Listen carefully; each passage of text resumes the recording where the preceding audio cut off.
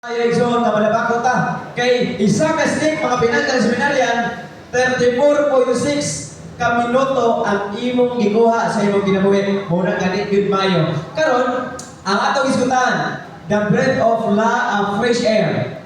Okay, abin igsoon, morning ang mixture sa hangin. Adunay 17% nitrogen, adunay 21% oxygen, and 0.9% argon. Other gases like carbon dioxide and etc. nalay 0.1%. Muna igsoon ang mixture.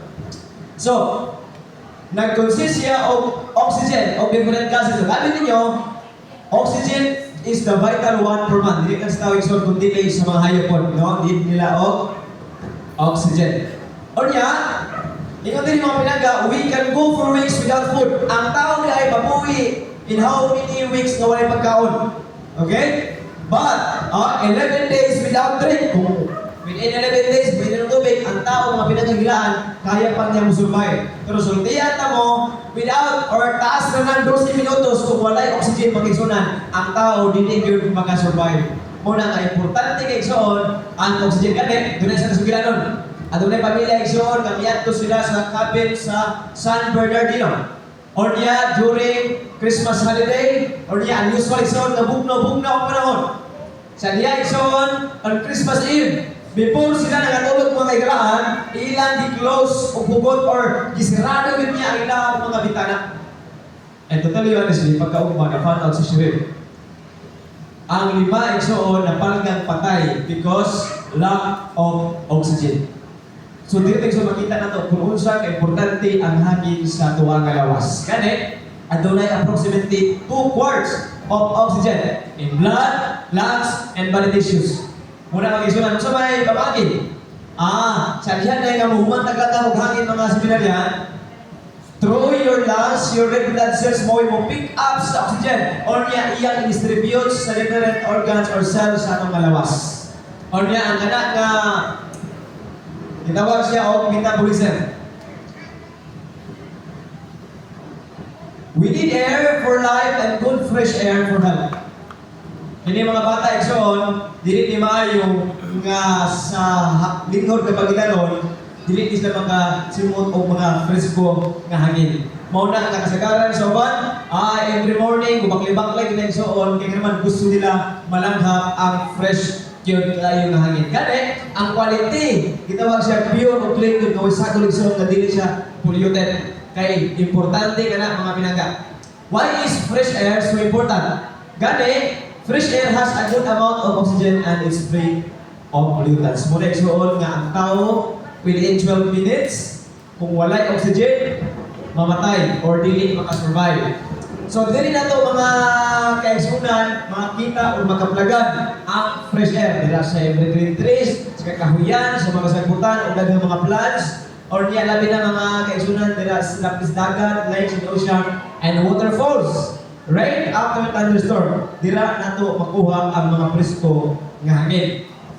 Nakabalo po mga kaigsunan, nga ang lumot, or gitawag ang ocean algae, amin ninyo, doon na siya contribution nga 90% sa oxygen sa atmosphere.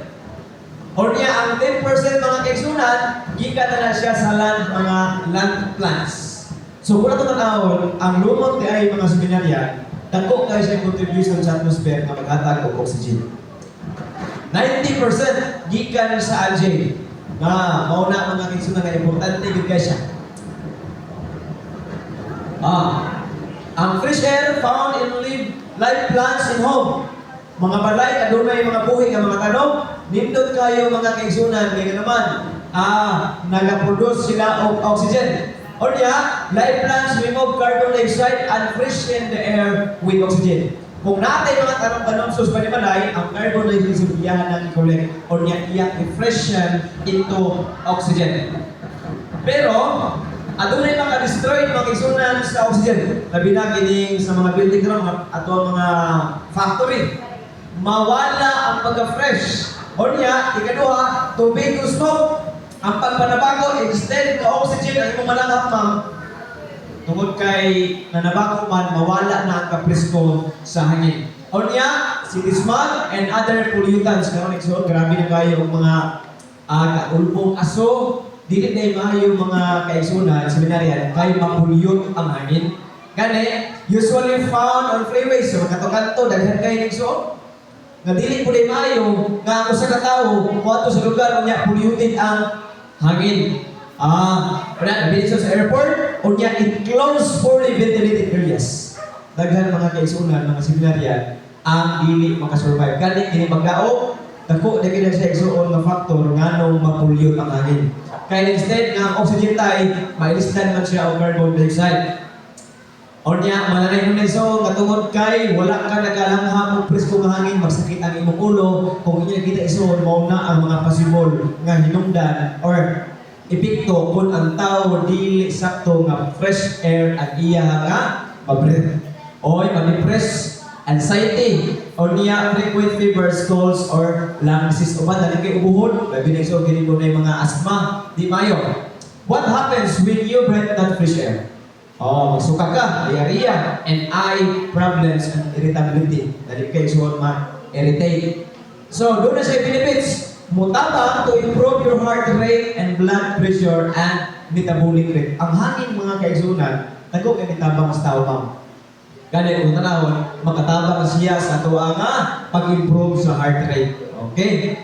O niya, helps your immune system fight off disease more effectively.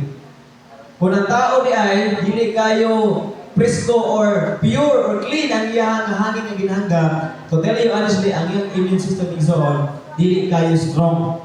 Muna nga, importante kayo mag-isunan nga kita maka-acquire yun o presko nga hangin. O niya, will stimulate your appetite. Pati ka rin sa mga appetite, patulakong katabang. Kanya ang benefits igsoon sa presko nga hangin will help you sleep more soundly at night.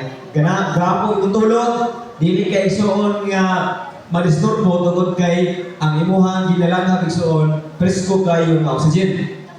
Helps to clear your mind. Labi na igsoon itong mga problema.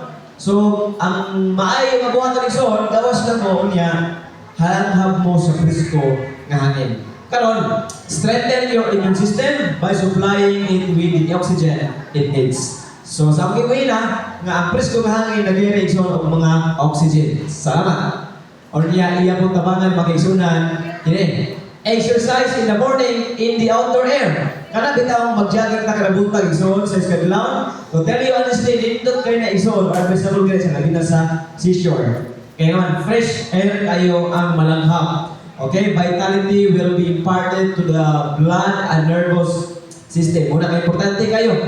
Okay, breathing is a natural, spontaneous, automatic activity, moving a total of 20,000 liters of air daily. Naliman ka na igsoon? 20,000 liters of air daily. Muni ang atong ginalanghap. Unya mag-igsunan. Labi na nga nagpuyo ka sa medyo crowded area, daghan igsuon o hinungdan nga pwedeng mapulyot ang hangin. That's why ang mga tao nga nagpuyo ang lugar ang uban mga kaigsunan bisag himsog nimo tan-awon ma'am, pero dali lang magkasakit. Kaya naman, o sa rason, pulyutin ang hangin.